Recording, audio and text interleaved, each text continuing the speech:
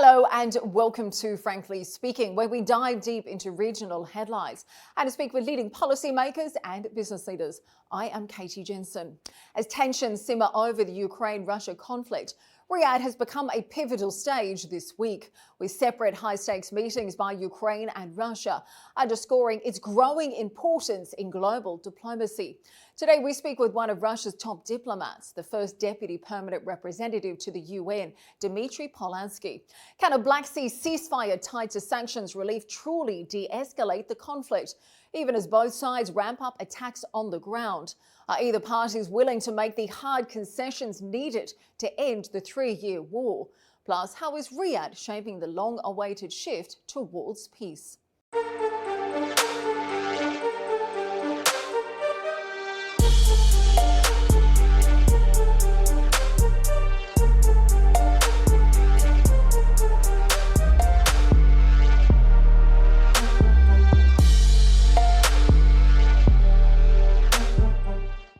Ambassador, thank you for joining us on Frankly Speaking. Now, significant progress has been made since the Trump administration took office, with increasing efforts to end the war between your country and Ukraine.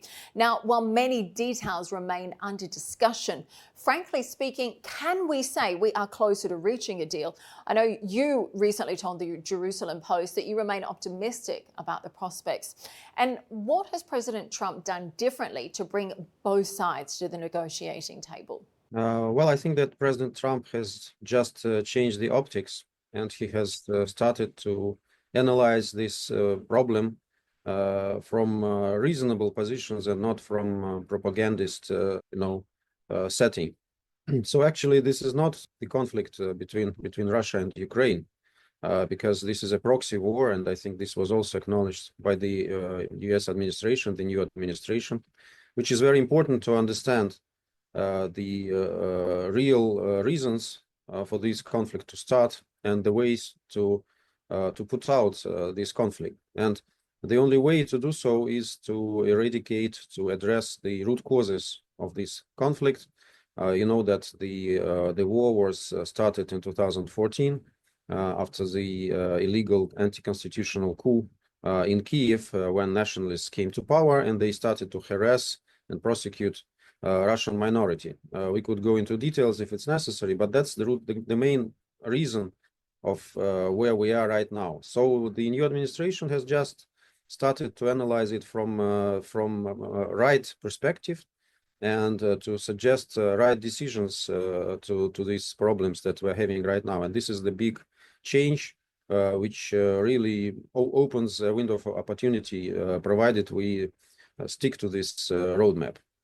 Okay, well, there might be some who disagree with you on the root causes of the conflict, but either way, it does feel like we have quite a different approach from the Trump administration regarding the conflict and trying to resolve it, as opposed to the Biden administration. Do you feel potentially that the previous US administration really didn't do Ukraine any favors by their approach? Perhaps this war could have been resolved 2 years ago if these kinds of talks had taken place then, would you agree? The previous administration was unfortunately part of the problem, not part of the solution. And it has done a lot to create this issue, to set up something that is better characterized as anti-Russia rather than Ukraine. And that's, of course, a devastating development for this country. It's a fatal decision to provoke Russia to the extent that we had to start our special military operation in 2022. Biden administration was one of those who was fueling the war, who was trying to do everything to inflict a strategic defense on Russia, and it hasn't changed its course until the very end.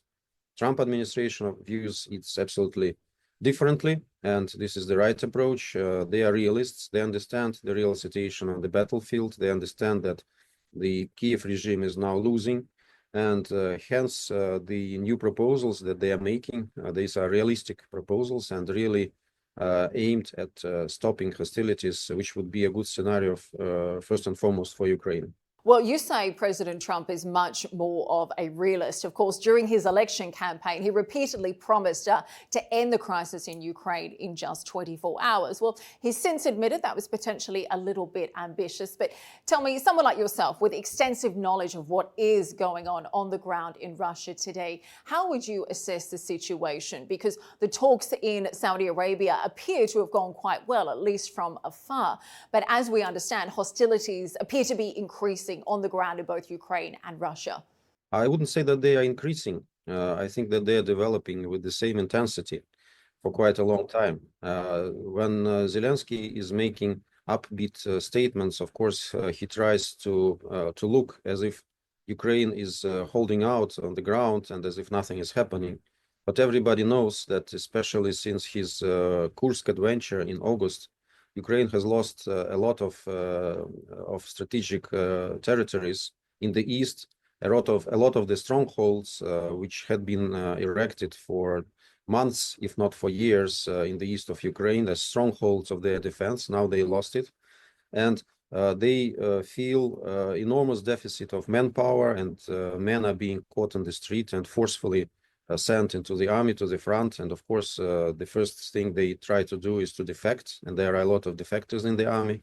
So the morale of the army is at a very low point. And in this situation, for Zelensky to pretend that his country is ready to fight, this is suicidal for the country. He's not thinking about the country. He's not thinking about the countrymen. He's thinking only about himself and his people who surround him, the corrupt elite of Ukraine. And he was elected in 2019 with the promises to make peace in the East, to stop the war, which was ongoing from 2014, as I told him. And he absolutely abolished all these electoral promises, and that's why the people who voted for him in 2019 are very much disappointed. Okay, well, Ambassador, tell me how this relates to the current status of the talks, because as we understand, there are hostilities on the ground in both Russia and Ukraine, despite the success of the talks so far. Now, I understand there's been several talks that have been taking place in Saudi. On the one hand, there's the talks between your country and the US, which I understand are focused on bilateral ties as well as ending the war. And then there's also the talks between the US and Ukraine as well. What can you tell us about both the tracks? What were the key highlights of the discussions? What was their main focus? And how successful would you rate the progress of both tracks? A little bit more about hostilities, because you asked this question. I didn't have the chance to finish. So from the Kursk region, Ukraine army is already almost ousted. More than 90% of territory is liberated right now. There are attempts of further incursions into Russian territory which are being repelled, and Ukraine is drastically losing ground in the east. And this, of course, affects the spirit and the mood of the talks, I think, both between Russia and the US and the US and Ukraine. I don't know about the US-Ukrainian talks. I'm not in the loop, of course. But as far as Russia-US talks is concerned, this is much more significant than simply the question of Ukraine. I think this is the two adults speaking about the situation in the world and trying to get understandings that are beneficial and important for the whole world. And Ukrainian crisis is only one element of these talks. Of course, very important would be to normalize our relations and to do away with all these problems that were created by Obama and Biden administration, and I think we are on the right track here. Ambassador, can you share more details about the substance of these meetings, which apparently lasted 12 hours? Now, we understand there has been an agreement to cease the hostilities over the Black Sea, but correct me if I'm wrong, now both countries seem to be accusing each other of breaching that ceasefire. Well, it's very simple. Because from the outset, we were speaking about the Americans, and it was the initiative of President Trump to declare the so-called energetic ceasefire of energy objects, not to hit energy objects from both sides. Zelensky tried to extend it to all infrastructure objects, which is not realistic, because many of infrastructure objects are being used in Ukraine in their war against Russia. So I don't think it's possible to extend it at this point. So we heeded the request of President Trump, and we declared since March 18 this ceasefire, and we do not strike energy infrastructure of Ukraine, whereas Ukraine, which agreed formally to this ceasefire, continues to strike our energy infrastructure. And I was speaking about this yesterday in the Security Council. As far as the talks in Riyadh are concerned, I mean, the latest round of talks, the expert round, they were concentrated mostly about prospects of renewing the Black Sea Grain Initiative, which is export of Ukrainian grain to the world through Black Sea, and at the same time, as it was agreed 3 years ago, also facilitation of the export of Russian agriculture products and fertilizers to world markets. And this is also very important part of it. So we agreed to move forward there, but of course, these tasks should be implemented in parallel. And this is indispensable to achieve any progress in this regard. So what is the current status then in terms of ceasing hostilities over the Black Sea? Where do we currently stand then? The current status is that we declared after the talks with the team of our US colleagues that we would be ready to resume all the arrangements related to Black Sea Grain Initiative. It means delivery of Ukrainian grain through Black Sea with the strict control over the vessels, because there were problems about smuggling of weapons through this channel. Also, there were attempts of Ukraine to use the safe navigation routes for attacking through the unmanned drones, water drones, our facilities in the Black Sea, in Crimea and elsewhere. So this, of course, is out of question if we want to speak about the renewal of this initiative. And we said that we would be ready to start implementing this initiative, provided the second part of what I told you, it's facilitation of exports of Russian food products and fertilizers, is guaranteed, and concrete measures are taken. And these measures have not been taken during these 3 years, regardless of the fact that UN was very actively engaged in this process, but with lack of cooperation from the US and Europe, it was not possible. So now that we have an opportunity, we're waiting for certain measures to be taken, sanctions to be lifted from Rossельхозbank, who is engaged in these transactions.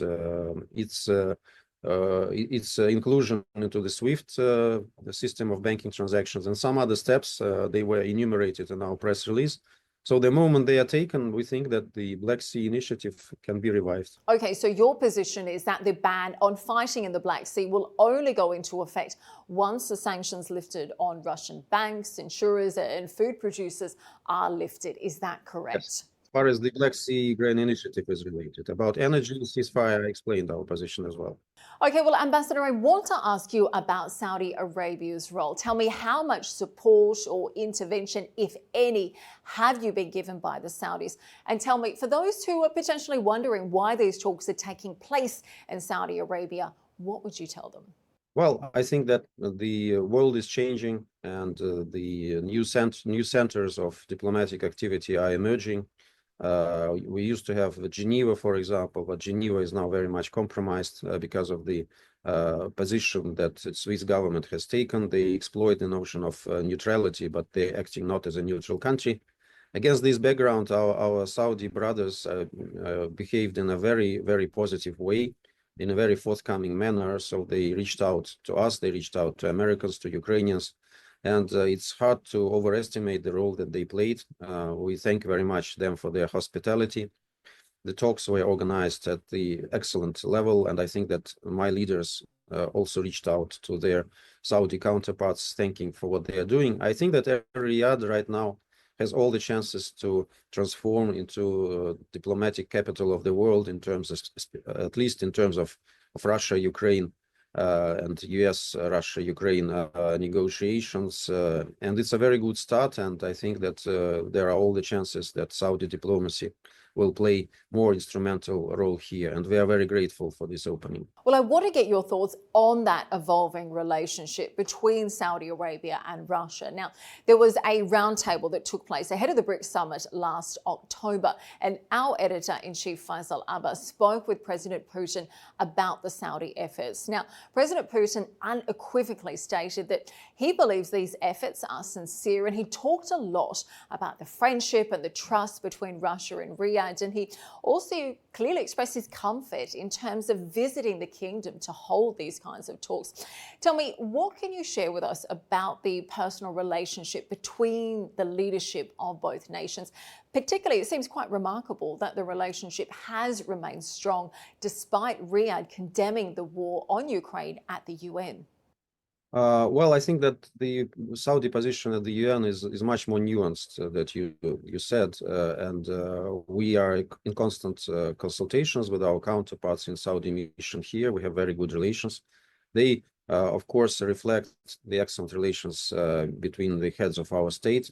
I recall this conversation in Kazan. It was very broadly medialized in my country, and indeed, the position of the Kingdom of Saudi Arabia, the efforts and the diplomatic wiseness of this country are very strong assets in its ambition to become a pole of diplomatic activity in terms of Russia-Ukraine crisis, in terms of some other situations. So I think that there are a lot of trumps that Saudi colleagues are now holding in their hands in terms of diplomatic activity there. And we really are seeing Saudi Arabia step up in terms of adopting this role as a global mediator today. But Ambassador, I want to slightly change directions and talk about another critical issue in our region, and that is the situation in Gaza. Now, during that same interview with Mr. Putin conducted by our editor-in-chief, your president clearly stated Russia's support for a two-state solution and affirmed that the Palestinian people should not leave their land. Tell me, is there anything more that Moscow can do to try and pressure Israel to finally bring an end to this conflict? Well, it's hard for us to put pressure on Israel because I don't think that we have the same leverage on Israeli politicians in comparison, for example, to the United States traditionally. So, of course, the US role here is indispensable to put Israel on a more reasonable path. So far, we don't see it, unfortunately, and I think that very much will depend on the mobilization of Arabic countries themselves. We know that there was recently an Arab summit in Cairo. There were very good decisions about the future of Gaza, about the possible ways of settlement. Of course, they are based on the two-state solution. This is the core principle that is indispensable for any efforts that are being deployed in this connection, including my country. My country has been always consistent in this, saying that the Palestinian problem should not be sidelined. There were efforts to try to solve the problems between Arabic countries and Israel at the expense of the Palestinian question, Palestinian problem. And we see what we have right now to a large extent. I think that reflects these efforts. It's very hard to forecast how the new U.S. administration will frame its line right now in the Middle East. But I see that there is still quite a considerable mobilization of Arabic countries that are saying right things about the ways to break this vicious circle of violence. And I think that the louder they speak, the more chances are there to see that these very rightful and fair demands are heeded, and Palestinian issue is not will not be swept under the carpet in any possible interactions on the Middle Eastern problems. Well, Ambassador, you say that Moscow is not able to exert the same kind of pressure on Israel that perhaps the US could, but you certainly have intelligence on Israel. In fact, just last week, you went on the record saying that saying that Russia had intelligence that Israel was preparing to launch another military attack on Gaza. Now, as we know, this later turned out to be accurate. Now, you've since called for a UN Security Council resolution, but don't you feel that approach is potentially a bit futile given the current climate today? I don't think that any efforts are futile in today's setting. We should be principled. We should proceed from the understandings that are not negotiable. And the fate of Palestinian people, their plight, and the well-being of Palestinians alongside with the security for Israel. I think these are principles that are capable of moving us forward. Yes, we have, of course, intelligence. We have a lot of exchanges between Arabic countries and Russia, as well as between Israel and Russia, and this makes us a good interlocutor for all countries in the region, because we maintain quite good relations with Israel. There are certain problems, of course, as everywhere, but we have contacts, and we are ready to act as facilitators if necessary. But I was speaking about the leverage, because of course US is providing Israel with arms, US is providing Israel with operational support, something that Russia doesn't do. And of course, if someone needs to kind of influence West Jerusalem in terms of policy, in terms of military strategy, of course, the US is better placed than any other country. It doesn't mean that Russia is sidelined. It doesn't mean that we have no role and no say there. By the way, I believe that judging from the press releases that came after the phone conversation between Vladimir Putin and Donald Trump, Middle East will be one of the dossiers that will be tackled during bilateral Russia-US contacts. So I think that maybe we will be able also to come to certain understanding, or at least to discuss this issue in detail, to understand how can we move forward and what can be done, again, to secure the Palestinian state, to secure the return of Palestinians to their homeland and their right to establish their own country in the borders of 1967 with the capital of East Jerusalem, at the same time to secure the security of Israel, of course. Ambassador, so would you agree that the Israeli-Palestinian conflict was more effectively managed when the quartet oversaw it? And tell me, do you believe that the United States bears responsibility for the deteriorating situation, given its monopoly on the decision-making? What's your perspective as a Russian diplomat?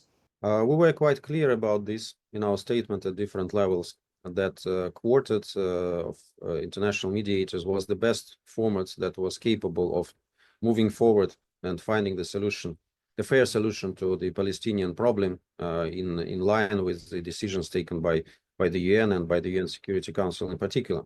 But yes, we were not happy, to put it mildly, by the efforts of the US to facilitate negotiations and peace between Arabic countries at the expense of Palestinian problem. These countries were reassuring that they were still having Palestinian question on mind, and maybe they are right. Maybe they did it in their own way. We are not aware of the details of the arrangement, but in reality, it happened so that Palestinian problem was a little bit sidelined, and the US administration was speaking about possibility of making bilateral arrangements between Arabic countries and Israel, and then to solve Palestinian problem. So the sequence was a little bit twisted, and this was not a good sign.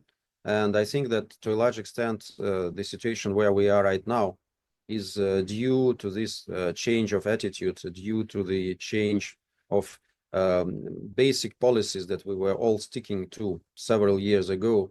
And this was international cooperation, international mediation in the framework of quartets. So all of a sudden it was undermined. And I think that now we are feeling the fallout from these decisions. Well, Ambassador, I want to get your thoughts on another concerning crisis in the region, and that's the escalating conflict in Sudan. Now, it does seem that the army led by General Burhan has made significant gains of late. Tell me, what is Russia's position? Well, we support the authorities, the Sudanese authorities. We think that they are right in continuing their fight against the rapid reaction forces.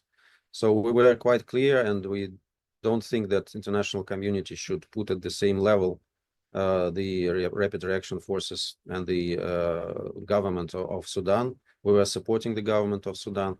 We aware of the gains that were made at the battlefield, and we think that the situation in Sudan is moving towards the right direction militarily, and we hope that this will be also a good opportunity to ensure stable and long-lasting peace in this country.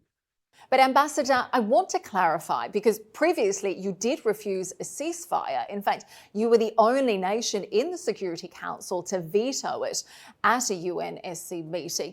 And you declined to call what is happening in Sudan a famine. That is despite millions of people there suffering.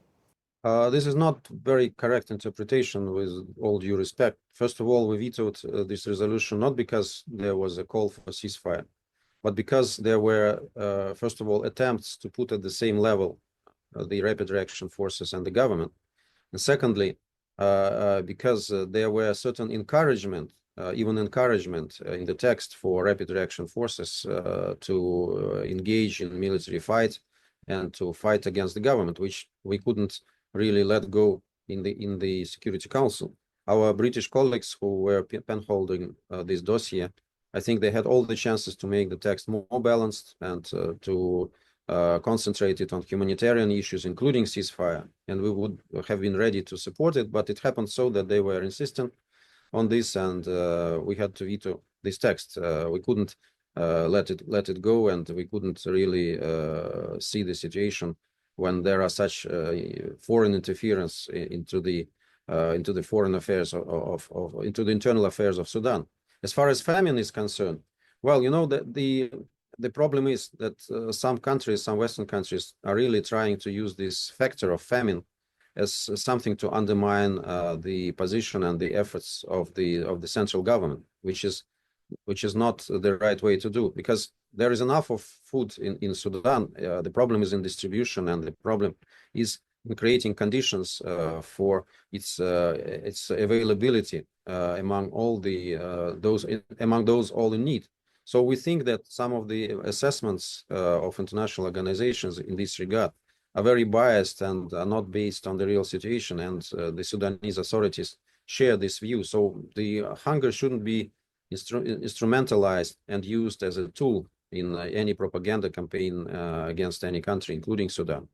Well, I know you personally said Sudan's government should be solely responsible for what's happening in Sudan. And look, when we talk about the famine, regardless of whether the issue is food availability versus food access, there is no denying that more than 20 million people there are facing acute food shortages. But I want to pick up on what you said about Britain. Now, you accused Britain of meddling in Sudanese affairs and criticised supporters of the draft resolution that you vetoed for applying double standards, giving Israel essentially carte blanche to continue violations of international humanitarian law in Gaza. Now, you also described Britain's criticism of you, and I'm going to quote you here, as an excellent demonstration of British neocolonialism. Tell me, take us through these points. Can you elaborate on that? And tell me, Ambassador, how can Moscow call for a ceasefire in one conflict while opposing it in another? Again, we're not opposing a ceasefire in any other context, including Sudan. If there is a draft resolution that calls for a ceasefire which is balanced and which takes into consideration the current situation in Sudan, and which respectfully treats the constitutional Sudanese authorities, I think we will not have any problem with this. The problem is that the British penholders are not ready to present this text. The only thing they want to preserve their influence in Sudan and to get some leverage on the internal situation in this country, to shape it in the way that Britain and some other countries want. And this is something that it's quite clear in the Security Council and elsewhere in the UN. Everybody understands this, including the Sudanese authorities. And of course, they want to prevent this kind of interference into their internal affairs.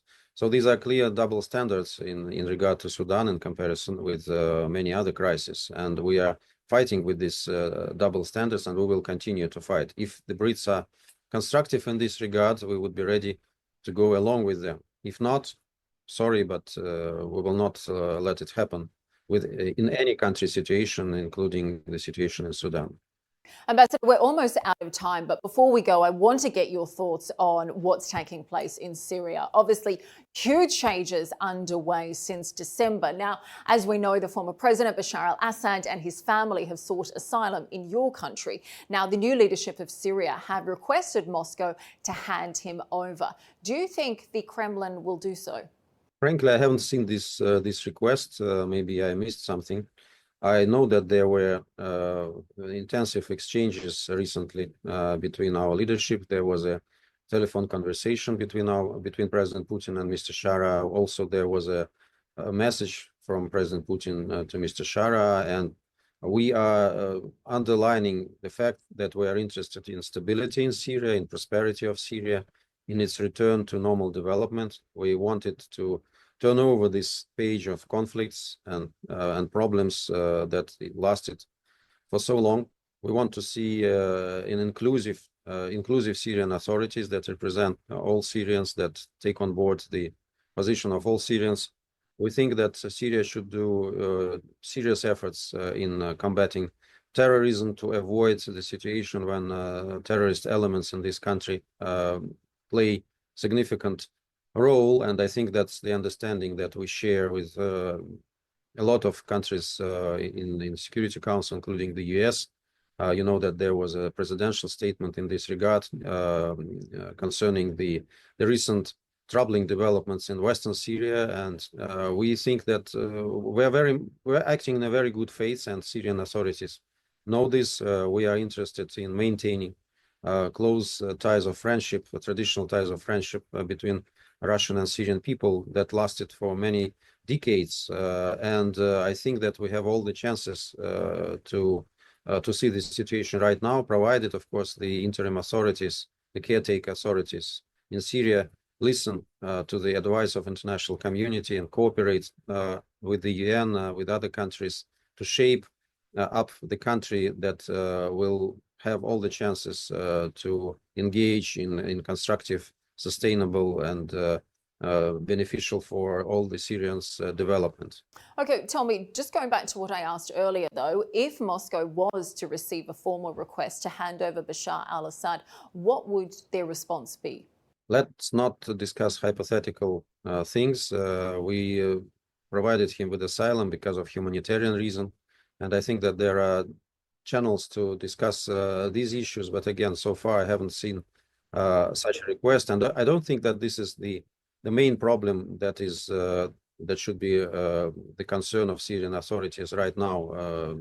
There are a lot of challenges that they are facing, and they have to really show their citizens that they are capable of making the situation better, of putting the country on the path of stable, forward-looking development. And so the question of extradition of Mr. Assad or somebody else, I don't think it should be on top of the agenda right now. But of course, it's up to Syrian authorities to take such decisions. And with that in mind, how do you see the future of the relationship with Damascus? Do you think you will keep your bases in Syria?